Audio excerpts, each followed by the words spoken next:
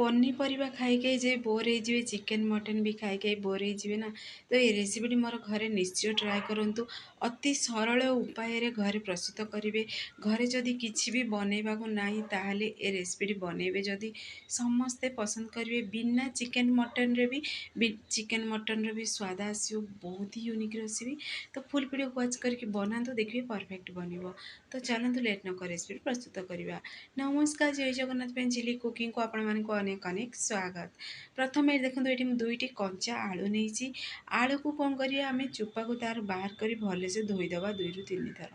तापर गोटे ग्रेटर बा आलू चकोरा नवा बा चंचा नवा से आम भलसे आलू को आम प्रथम कोरीदबा। तो देखो मुझे कोरिकी बनई आपण मैंने चाहिए आलू सीझा आलू भी ये एड करें।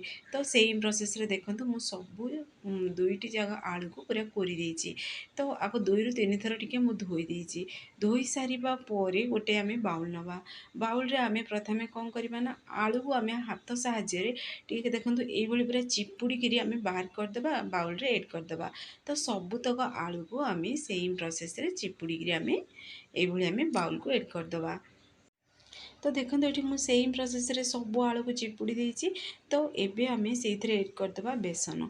तो मुझे गोटे गिना पूरा बेसन ऐड करछि। तो आपण मान चाहिए ये आलूर क्वांटिटी टिके अधिक करें आ बेसन क्वांटिटी कम भी करें। किंतु देखिए बेसन जो टिके अधिक ऐड करेंगे ना तार टेस्ट को सी बढ़े देता है ए तरकारी। तो अल्प टिके आमे घर बेसिक मसला रे देखो हलदी गुंड 1 चामच नहीं, लंका गुंड नहीं 1 चामच, चिकेन मसला नहीं 1 चामच, अदा रसुण पेस्ट देइछि 1 चामच, स्वाद अनुसार देइछि लुण। जेहेतु आमे ग्रेवी रे आगो को लुण ऐड करबा तो अल्प टिके ही लुण ऐड करेंगे। आ 1 चामच एथिरे रिफाइन तेल को ऐड करी आमे हाथ साहाय्य ना भल से आपको मिक्स करवा आ सुखाई रखा। जेहेतु आलू रे अल्प टिके पानी से छाड़िबो लुण ऐड कले पुणी देखंतु अल्प टिके सेतिरे आमे रिफाइन तेल ऐड कले तो अधिक इथिरे पानी ऐड करिवेनी। तो देखिबे जदि पानी ऐड करिवेनी ए भली प्रोसेस रे जेमिति पकोड़ी बनाउछन ना सेम प्रोसेस रे देखंतु ए भली पूरा ऐड कर देबे गोटे प्लेट रे। तो आपण मानु जेमि पसंद से अनुसार एठी शेप देई परिबे। किंतु जदि एई भली प्रोसेस रे जदि पकोड़ी टाइप रे ऐड करिवे तो बनइबाटा दी बहुत इजी आउ टेस्ट भी लगे खाइबा को पूरा क्रिस्पी बनिबो। तो सेम प्रोसेस रे आमे सब बनेगी एई भली प्रोसेस रे रेडी कर दबा। रेडी कर सारिबा परे प्लेट को आमे साइड रे रखि देबा। तो एठी गोटे मु करेई नेछि करेई अल्प टिके रिफाइन तेल नेछि। तेल टिके हल्का गरम हेई सारिबा परे एई भली छोट छोट पूरा बबल्स आसुथबो सेइथरे ऐड कर दबा। आमे ए बेसन आलूर पकोड़ी को ऐड करिगिरी आमे टिके हल्का फ्राई होबा को दबा। तो देखंतु गोटे साइड टिके हल्का फ्राई हेई सारिबा परे पुणी थे उल्टे देवा। आम लो टू मीडियम फ्लेम रे ही यही सब प्रोसेस करिबा। जदि हाई फ्लेम रे प्रोसेस करिवे ताहले से भितर पूरा सिझिबोनी आउ देखिबे माने बाहर पूरा पोड़ीଯିव बा क्रिस्पी हो। तो खाइबा को एते टेस्टी भी लगिवनी। तो सेति प्रति ध्यान देवे पूरा लो टू मीडियम फ्लेम रे ही आको फ्राई करिवे। तो देखंतु फ्राई हो सारा पर केते बढ़िया पूरा गोटे कलर आसी। तो आपण मान चाहिए एई भली प्रोसेस रे भी खाई परिबे पकोड़ी स्टाइल रे चिली सॉस टमाटो सॉस सहित खाइबे बहुत बढ़िया पूरा टेस्टी भी लगिवो। जेहेतु आपको आम ग्रेवी प्रस्तुत करवा बा झोल बनइबा तो आपको आम छाणिकी से प्रोसेस रे सबू प्लेट को आम बाहर करदबा। तो देखो मुझे सब बनईकि एबे रेडी भी कर सारे और केते सुंदर भी देखा और फ्लेवर भी बहुत बढ़िया आसी। तो सही प्रोसेस रे आम छाणिकी बाहर करदबा प्लेट को आम साइड रे भी रखीदबा। तो गोटे करेई नवा से अल्प टिके गोटा मसला तेजपत्र जीरा को ऐड करदबा। टिके हल्का भाजी हो सारा पर गोटा मसला ये देखो बड़ साइज गोटे पियाज को पूरा लम्बा लम्बा पीसेस रे कटिंग कर देछि। आपण मन चाहिए पियाज को टिके फ्राई करके आउ टिके टेस्ट को जदि बढ़िया को चाहूछंदी ताहले पियाज को टिके हल्का पूरा ब्राउन कलर कर भाजिकी आपको ग्राइंडिंग करी ऐड करेंगे तो आउरी बहुत बढ़िया तार फ्लेवर आसीबो। तो मुझे एमिति ही पियाज को टिके ब्राउन कलर हल्का करके भाजीदेली आ दुईटी से कंचा लंका देछि फ्लेवर पाई बोली। तो देखंतु केते बढ़िया पूरा कलर आसीगला। तो यही समय ऐड करदबा आम अदा रसुण पेस्ट ऐड करवा। तो मुझे पतला पेस्ट बनई जेहेतु देखिए मसला टी कषा को टाइम लगे तो से अल्प टिके आम पानी को ऐड करदबा। ऐड करी आम भल से टिके मिक्स करदबा। ତ ଅଦା ରସୁଣର କଞ୍ଚା ସ୍ମେଲ୍ ଗଲା ପର୍ଯ୍ୟନ୍ତ ଆମେ ଟିକେ ଭଲସେ ମିକ୍ସ କରି କଷିବା। କଷି ହେଇସାରିବା ପରେ ପୁଣି ଥରେ ଦେଖନ୍ତୁ ହଳଦୀ ଗୁଣ୍ଡ ଗ୍ରେଭି ଅନୁସାରେ ହଳଦୀ ଗୁଣ୍ଡ 1 ଚାମଚ, ପୁଣି ଦେଇଛି କାଶ୍ମୀର ରେଡ଼୍ ଚିଲି ଦେଇଛି 1 ଚାମଚ, ପୁଣି ସ୍ୱାଦ ଅନୁସାରେ ଯେହେତୁ ଆମେ ଲୁଣ ଏଡ଼୍ କରିଥିଲେ ପକୁଡ଼ିରେ, ତ ଲୁଣ ଏଡ଼୍ କରିବା ସମୟରେ ଧ୍ୟାନରେ ଲୁଣ ଏଡ଼୍ କରିବେ, ସେଥିପ୍ରତି ଟିକେ ଧ୍ୟାନ ଦେବେ। ଯେହେତୁ ଆମେ ଗ୍ରେଭି ଅନୁସାରେ ଲୁଣ ଏଡ଼୍ କରିବା। ପୁଣି ଗରମ ମସଲା ଦେଇଛି 1 ଚାମଚ। ତ ଏବେ ଆମେ ଭଲସେ ମିକ୍ସ କରିଦେବା। ଆପଣମାନେ ଚାହିଁଲେ ଜିରା ପାଉଡ଼ର, ଧନିଆ ପାଉଡ଼ର ବି ଏଡ଼୍ କରିପାରିବେ।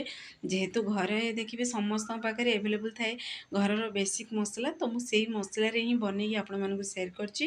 ତ ଦେଖନ୍ତୁ କେତେ ବଢ଼ିଆ ଆମର ମସଲାଟି ପୁରା କଷି ହେଇସାରିଲା, ଚାରି ସାଇଡ଼୍ ପୁରା ତେଲ ବି ଦେଖାହେଉଛି। ତ ଏଇ ସମୟରେ ଏଡ଼୍ କରିଦେବା ଆମେ ଟମାଟୋକୁ। ଆପଣମାନେ ଚାହିଁଲେ ଟମାଟୋ ପ୍ୟୁରି ବି ବନେଇକିରି ଏଡ଼୍ କରିପାରିବେ। ତ ମୁଁ ଏଠି ଛୋଟ ଛୋଟ ପିସେସ୍ରେ କଟିଂ କରି ଟମାଟୋ ଏଡ଼୍ କରିଛି। ତ ଟିକେ ଏବେ ଟମାଟୋକୁ ଆମେ ସିଝିବାକୁ ଦେବା ପ୍ରଥମେ। ତ ଦେଖନ୍ତୁ କେତେ ବଢ଼ିଆ ଆମର ଗ୍ରେଭିଟି ବନିକି ରେଡ଼ି ବି ହେଇସାରିଲାଣି। ତ ଟମାଟୋ ବି ପରଫେକ୍ଟଲି ପୁରା ସିଝି ବି ଗଲାଣି। ତ ମସଲାରେ ପୁରା ମିକ୍ସ ବି ହେଇସାରିଲା ପିଆଜ ଟମାଟୋ। ତ ଦେଖନ୍ତୁ ପାଖରୁ ବି ଦେଖାଉଛି କେତେ ବଢ଼ିଆ ବଢ଼ିଆ ମସଲା ଆମର ବନିକିରି ପୁରା ରେଡ଼ି ହେଇସାରିଛି। ସବୁବେଳେ ଦେଖିବେ ମସଲା ଟିକେ ଯେତେ ସମୟ ଆପଣମାନେ କଷିବେ ନା ତେଲ ଚାରି ସାଇଡ଼୍ ବାହାରିଲା ପର୍ଯ୍ୟନ୍ତ, ତ ଦେଖିବେ ସେତେ ବଢ଼ିଆ ପୁରା ଟେଷ୍ଟ ଆସିବ। ତ ଏବେ ଆମେ ଗ୍ରେଭି ଅନୁସାରେ ଗରମ ଗରମ ପାଣି ଏଡ଼୍ କରିବା। ତ ସବୁବେଳେ ଦେଖିବେ ଗରମ ପାଣି ହିଁ ଏଡ଼୍ କରିବେ, ଯେକୌଣସି ରେସିପିରେ ବି ଏଡ଼୍ କରନ୍ତୁ ନା କାହିଁକି। ତ ଦେଖିବେ ଥଣ୍ଡା ପାଣି ଯଦି ଏଡ଼୍ କରିବେ କୁକିଂ ବି ସ୍ଲୋ ହେବ, ଆଉ ଦେଖିବେ ଟିକେ ପାଞ୍ଚିଆ ସ୍ୱାଦ ଆସିବ। ଯଦି ଗରମ ପାଣି ଏଡ଼୍ କରିବେ କୁକିଂ ବି ସ୍ପିଡ଼ ହେବ, ଆଉ ଦେଖିବେ ଟେଷ୍ଟ ତାର ବହୁତ ବଢ଼ିଆ ରହିବ। ତ ଟିକେ ଆମେ ଗ୍ରେଭିକୁ ଫୁଟିବାକୁ ଦେବା। ତ ଟିକେ ମିଡ଼ିୟମ୍ ଆଞ୍ଚରେ ଏଇସବୁ ପ୍ରୋସେସ୍ ବନେଇବା ଏବେ ଫୁଟିବା ପର୍ଯ୍ୟନ୍ତ। ଆଉ ଟିକେ ଫ୍ରେଶ୍ ଗୋଟା ମସଲାକୁ ମୁଁ ଟିକେ ହାଲକା ଭାଜିକିରି ତାକୁ ପାଉଡ଼ର ବନେଇକି ଏଡ଼୍ କରିଛି। ଆପଣମାନେ ଚାହିଁଲେ ବିରିୟାନୀ ମସଲା ବି ଏଡ଼୍ କରିପାରିବେ। ତ ଦେଖିବେ ଗୋଟା ମସଲା ସବୁବେଳେ ଫ୍ରେଶ୍ ଗୁଣ୍ଡ କରିକି ଏଡ଼୍ କରିବେ ନା, ବହୁତ ବଢ଼ିଆ ତାର ଫ୍ଲେଭର୍ ଆସିବ। ତ ଫୁଟି ସାରିବା ପରେ ଗ୍ରେଭିଟି ଏଠି ଆମେ ଏ ପକୁଡ଼ିକୁ ଏଡ଼୍ କରି ଭଲସେ ମିକ୍ସ କରିଦେବା। ମିକ୍ସ କରି ଆକୁ 1ରୁ ପୁରା 2 ମିନିଟ୍ ପର୍ଯ୍ୟନ୍ତ, ଅଧିକ ସମୟ ଆକୁ ଆମେ ସିଝେଇବା କିଛି ବି ଦରକାର ନାହିଁ। 2ରୁ 3 ମିନିଟ୍ ପର୍ଯ୍ୟନ୍ତ ଟିକେ କଭର୍କୁ ବନ୍ଦ କରିବା, ଆକୁ ଟିକେ ଆମେ ସିଝିବାକୁ ଦେବା। ତ ଦେଖିବେ ଅଧିକ ଯଦି ଆପଣମାନେ ସିଝେଇଦେବେ ପୁରା ବିଳିଯିବ, ଏତେ ଟେଷ୍ଟ ଲାଗିବନି। ଟିକେ ହାଲକା ହାର୍ଡ଼ ରହିବ ନା, ଖାଇବା ପୁରା ଟେଷ୍ଟି ଲାଗିବ। ତ ଅଳ୍ପ ଟିକେ ଲାଷ୍ଟରେ ଆମେ କସ୍ତୁରୀ ମେଥି ଦେବା। ପୁଣି ଥରେ ଭଲସେ ଆକୁ ମିକ୍ସ କରି କଭର୍କୁ ଟିକେ ଏବେ ବନ୍ଦ କରିଦେବା। ପୁରା 2ରୁ 3 ମିନିଟ୍ ପର୍ଯ୍ୟନ୍ତ ଟିକେ ଆକୁ ମିଡ଼ିୟମ୍ ଆଞ୍ଚରେ ବନେଇବାକୁ ଦେବା। 2ରୁ 3 ମିନିଟ୍ ପରେ ମୁଁ ଗ୍ୟାସ୍ ଫ୍ୟାନ୍କୁ ଏଠି ଅଫ୍ କରିଦେଇଛି। ଆପଣମାନଙ୍କୁ ଦେଖାଉଛି ଦେଖନ୍ତୁ କଭର୍ ବାହାର କରି କେତେ ବଢ଼ିଆ ରେସିପିଟି ଆମର ବନିକି ରେଡ଼ି ହେଇସାରିଲାଣି। ପୁରାପୁରି ଫଟାଫଟ ବନିବ। ଘରେ କିଛି ବି ପନିପରିବା ନାହିଁ କି ବାହାରୁ କିଛି ଚିକେନ୍ ମଟନ୍ ବି ଆଣିବା ଦରକାର ନାହିଁ। ତ ଦେଖିବେ ଘରେ ଯଦି ବନେଇବେ ରେସିପିଟି ପିଲାଠୁ ବଡ଼ ସମସ୍ତେ ପସନ୍ଦ କରିବେ। ରୁଟି ସହିତ ବି ଦେଖିବେ ପୁରା ଜମିବ, ଭାତ ସହିତ ବି ଆପଣମାନେ ବନେଇକି ଏଇଠି ଖାଇକି ଦେଖନ୍ତୁ ନା, ବହୁତ ହି ୟୁନିକ୍ ଟେଷ୍ଟ ଆସିବ। ତ ଆପଣମାନେ ଘରେ ଆକୁ ନିଶ୍ଚୟ ଟ୍ରାଏ କରନ୍ତୁ।